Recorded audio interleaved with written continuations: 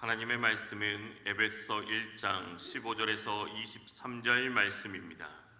신약성경 310면입니다. 에베소서 1장 15절에서 23절 말씀입니다.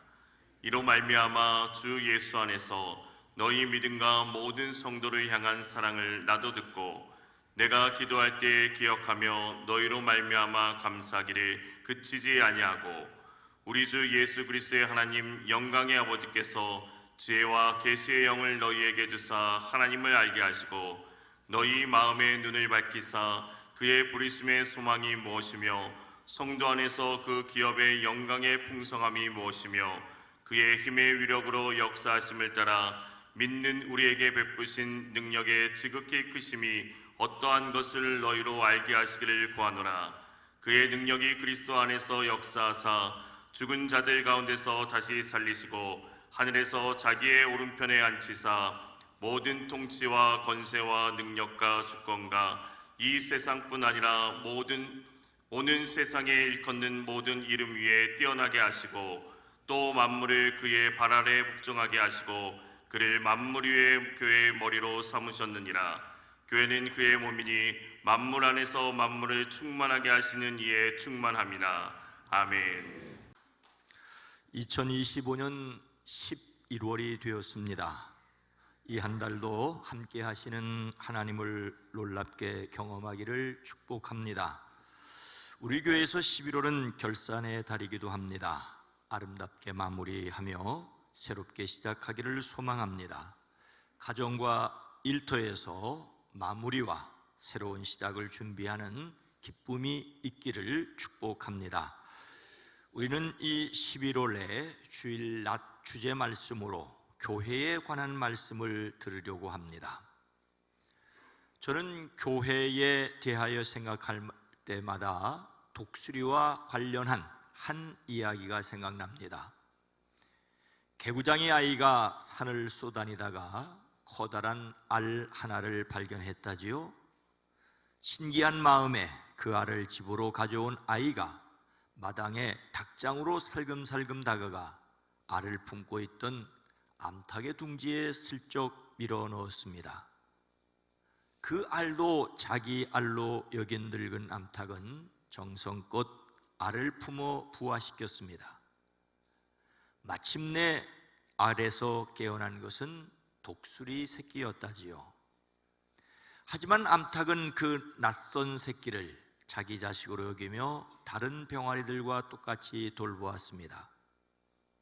독수리 새끼 역시 자신이 병아리인 줄만 알았지요. 어미닭을 쫄쫄 따라다니며 땅을 극적이며 모이를 쪼아 먹으며 자랐습니다. 어느 화창한 날 병아리처럼 자란 어린 독수리가 문득 하늘을 올려다보았습니다. 저 높은 창공을 유유히 날아가는 장엄한 독수리 한 마리가 눈에 들어왔습니다. 병아리처럼 땅을 헤집던 어린 독수리의 가슴속 깊은 곳에서 뭔가 꿈틀거렸습니다. 나도 저렇게 날 수 있다면 얼마나 좋을까? 나도 저렇게 날 수 있으면 얼마나 좋을까? 그의 작은 탄식을 들은 다른 닭들이 비웃었다지요.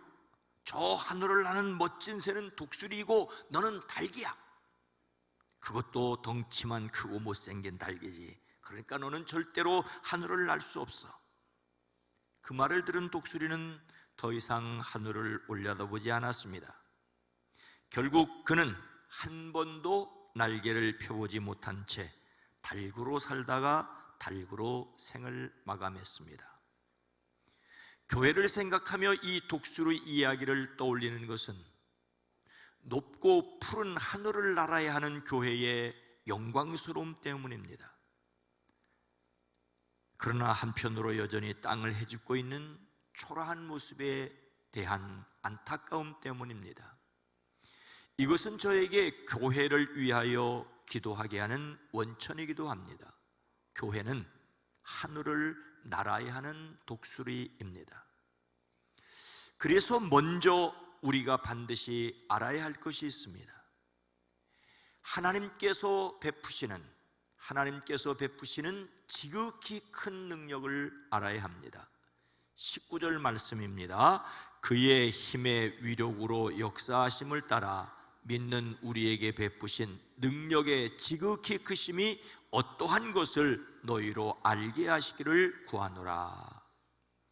오늘 말씀은 에베소 교회를 위한 사도 바울의 기도입니다. 이것은 에베소 교회를 위한 사도 바울의 기도일 뿐만 아니라 우리 교회를 위한 우리의 기도이어야 합니다.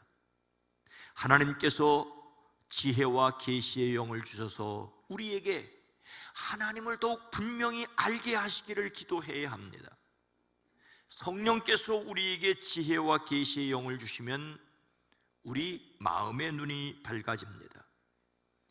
마음 눈이 밝은 사람은 하나님께서 무엇을 우리에게 원하시며 무엇을 위하여 부르셨는지 하나님의 소망을 알게 됩니다. 하나님께 부르심을 받은 사람들에게 베풀어 주시는 기업의 영광의 풍성함을 알 수 있습니다. 사람마다 어떤 일을 할 때 그 일을 통하여 이루려는 소망이 있지 않습니까? 공부하는 사람에게는 합격이 소망입니다. 운동하는 사람에게는 기록 단축이나 승리가 소망입니다. 사업하는 사람들은 그 사업의 성공이 소망입니다. 아무런 소망 없이 그저 일하는 사람은 노예의 삶이라고 할 수가 있습니다.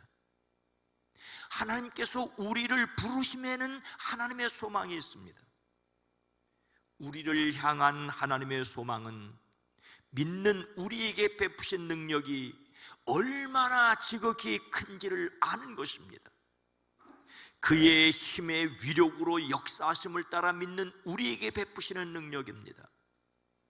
우리의 능력이 아니라 하나님의 능력입니다. 믿는 우리에게 베푸시는 하나님의 능력입니다. 우리는 자신이 자주 넘어진다는 사실을 인정해야 합니다. 얼마나 자주 실수하는지를 인정해야 합니다. 하지만 또한 자신에게 베푸신 하나님의 능력이 얼마나 크고 놀라운지를 알아야 합니다. 우리 자신에게는 능력이 없지만 함께 하신 하나님의 능력이 얼마나 어마어마한지를 알아야 합니다. 성경은 결코 우리에게 어떤 능력을 주시겠다고 약속하지 않았다고 볼 수도 있습니다. 그냥 능력의 주님이 우리와 함께 하시겠다고 약속하십니다. 부활하신 주님께서는 하늘과 땅의 모든 권세를 자신에게 주셨다고 말씀하시면서 내가 세상 끝날까지 너희와 항상 함께 있으리라고 약속하셨습니다. 예수님을 믿는 우리에게 능력이 있는 것이 아니라 우리가 믿는 예수님께 능력이 있습니다. 다만 능력의 주님이 우리와 함께 하심으로써 능력 있는 사람이 될 수 있습니다. 주님이 함께 하실 때 제자들은 능력이 있었습니다. 오늘도 믿는 우리에게 그 능력이 함께 하십니다. 다른 해처럼 스스로 빛을 내지 못하지요. 단지 해의 빛을 반사하여 땅을 비출 뿐입니다. 이것은 그리스도인의 삶의 위대한 상징이라고 할 수가 있습니다. 그리스도인들은 스스로 바라는 빛이 아니라 예수님의 빛을 받아 세상을 비추는 사람들입니다. 스스로는 능력이 없지만 함께 계신 분의 능력을 세상에 드러내야 하는 우리 바로 교회입니다. 사도 바울조차 내게 능력 주시는 자 안에서 내가 모든 것을 할 수 있느니라고 하지 않았습니까?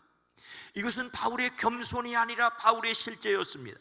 우리 역시 하나님의 능력 안에서 모든 것을 할 수 있습니다. 이것은 교만이 아니라 실제입니다. 그런데 오늘의 교회는 잠자는 거인일 뿐이라는 비난을 듣고 있습니다. 다른 말로 종이 호랑이라는 말입니다. 엄청난 능력을 갖추었지만 깊은 잠에 빠져 있습니다. 잠을 깨워야 합니다. 우리의 기도로 교회의 잠을 깨워야 합니다. 세상에 하나님의 능력을 드러내야 합니다. 이 땅의 교회는 하나님의 능력을 드러내는 사람임을 확신하시기를 주의 이름으로 축복합니다. 그런데 하나님께서 베푸신 지극히 큰 능력은 무엇입니까? 그리스도를 만물 위의 교회의 머리로 삼으신 것입니다. 22절 말씀입니다. 또 만물을 그의 발 아래에 복종하게 하시고 그를 만물 위의 교회의 머리로 삼으셨느니라. 에베소서 1장을 한마디로 요약하면 교회를 세우는 이야기입니다. 하나님께서 교회를 세우시는 과정과 교회를 세우신 목적을 기록하고 있습니다. 바울은 에베소 교회를 위하여 기도하였습니다. 에베소에 있는 그리스도인들이 하나님의 부르심의 소망이 무엇인지를 알게 되기를 기도했습니다. 성도들이 받을 영광의 풍성함이 무엇인지를 알게 되기를, 믿는 사람에게 베푸신 능력의 지극히 크심이 어떤 것을 알기를 기도했습니다. 그리고 이제 그 능력이 누구에게 역사하여 어떤 일을 이루고 마침내 그 결과로서 드러나는 교회의 위대함을 말씀하십니다. 하나님께서 능력을 발휘하신 대상은 그리스도 예수님입니다. 예수님을 죽은 자 가운데서 다시 살리셨습니다. 다시 살린다는 말은 누운 자리를 박차고 일어나게 하셨다는 말입니다. 예수님은 죽은 자들 가운데 그냥 계셔야 하실 분이 아니셨습니다. 예수님은 사람들의 죄를 치르기 위해 완전히 돌아가셨지만 잠시 기절한 것이나 죽은 것처럼 보인 것이 아니었습니다. 완전히 돌아가셨고 무덤에 장사되셨습니다. 그런데 하나님의 능력은 이 예수님을 죽은 자들 가운데서 일어나게 하셨습니다. 능력으로 다시 살리시고 하늘에 올리셨습니다. 하늘에서 오신 분이 다시 하늘로 가셨습니다. 하늘에서 하나님의 오른편에 앉히셨습니다. 여기서 오른편은 왼쪽 오른쪽 하는 공간의 개념이 아닙니다. 예수님을 오른편에 앉히셨다는 것은 예수님을 어떤 존재보다 뛰어나게 하셨다는 것입니다. 그래서 계속 이어서 말씀하시기를 모든 통치와 권세와 능력과 주권과 이 세상뿐만 아니라 오는 세상에 일컫는 모든 이름 이위에 뛰어나게 하셨다고 말씀하고 있습니다. 통치, 권세, 능력, 주권은 천사들이 맡은 직책을 나타내는 단어들인데 예수님께서 모든 영적 존재 위에 계심을 선언합니다. 예수님과 제자들이 배를 타고 바다를 건너가고 있었지요. 그런데 갑자기 거센 바람이 불어오더니 파도가 배 안으로 마구 쏟아져 들어왔지요. 예수님은 배 안에서 깊이 주무시고 계셨습니다. 제자들은 겁에 질러 예수님께 달려가 깨웠습니다. 주님 살려주세요. 이러다가 우리 다 죽겠어요. 예수님께서 일어나 제자들을 보시며 말씀하십니다.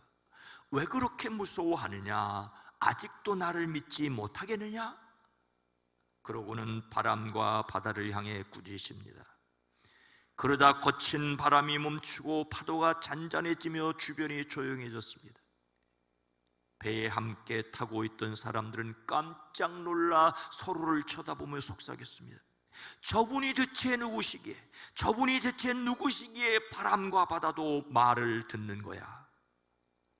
하나님의 능력은 만물을 그리스도에게 복종하게 하셨습니다. 여기서 만물은 하나님을 제외한 이 세상 모든 피조물을 가리킵니다. 사람을 포함한 만물이 예수님께 복종하도록 하셨습니다. 하나님의 능력이 우리 안에 작용하여 예수님을 믿게 하셨으니 이제 우리는 그 능력으로 예수님께 순종해야 합니다. 하나님의 그 놀라운 능력이 예수님을 무엇으로 삼으셨습니까? 다시 살리시고 하늘에 앉히시고 모든 이름에 뛰어나게 하시고 만물이 그분에게 복종하신 그분을 교회의 머리로 세우셨습니다. 여기서 머리는 우리 몸의 머리입니다. 비유적으로 머리는 주인, 남편, 으뜸을 가리킵니다. 교회의 머리가 예수님이라는 것은 교회의 주인이 예수님이심을 말씀하십니다.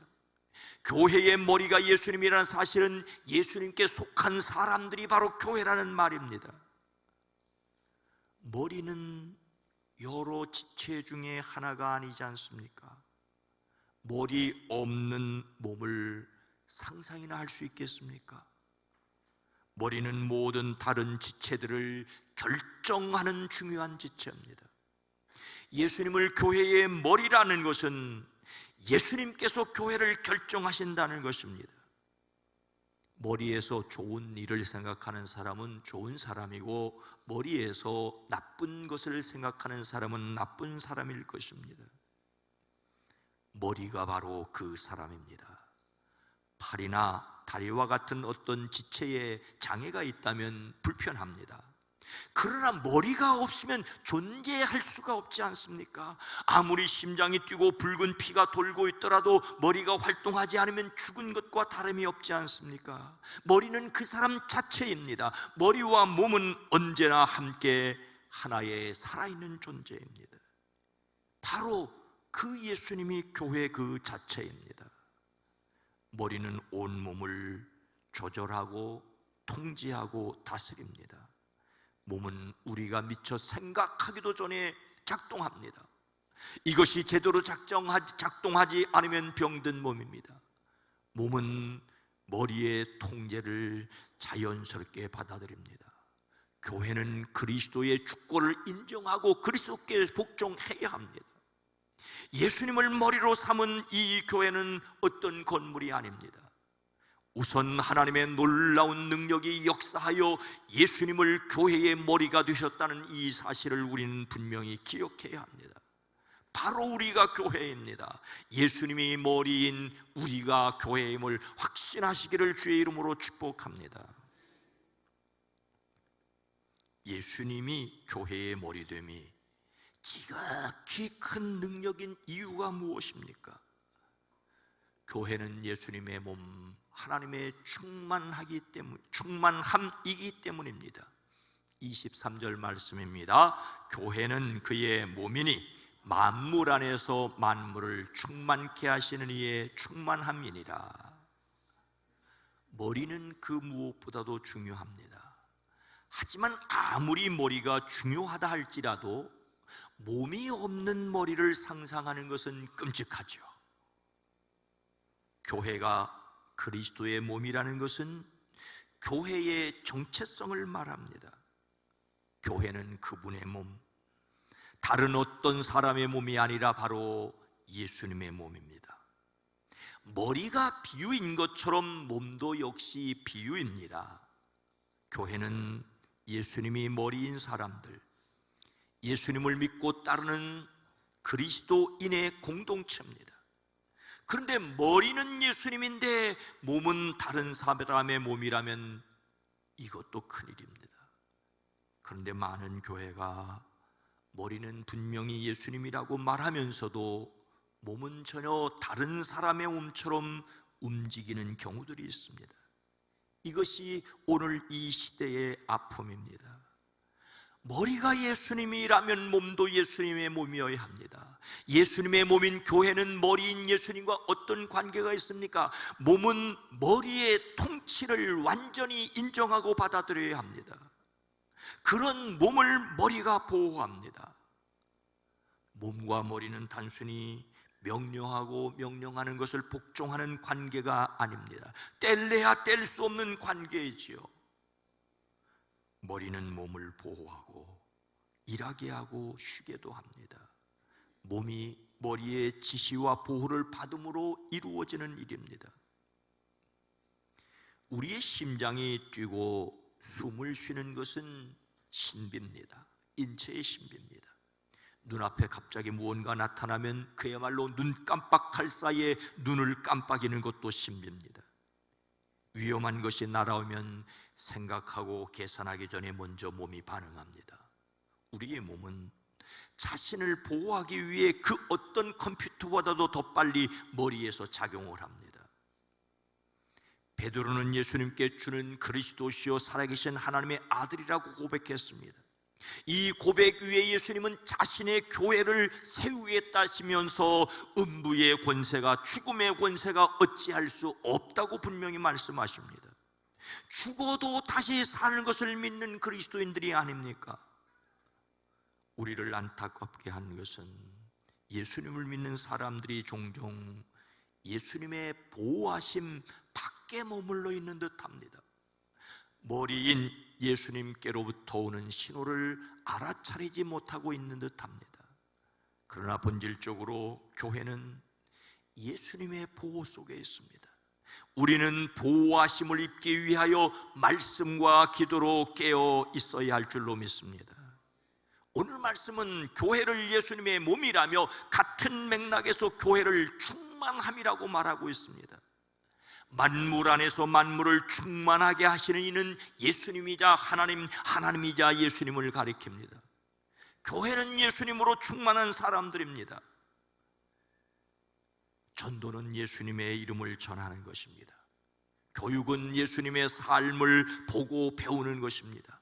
봉사는 예수님의 향기를 드러내는 것입니다. 교회가 하는 일은 그 어떤 일도 예수님과 연관이 있습니다.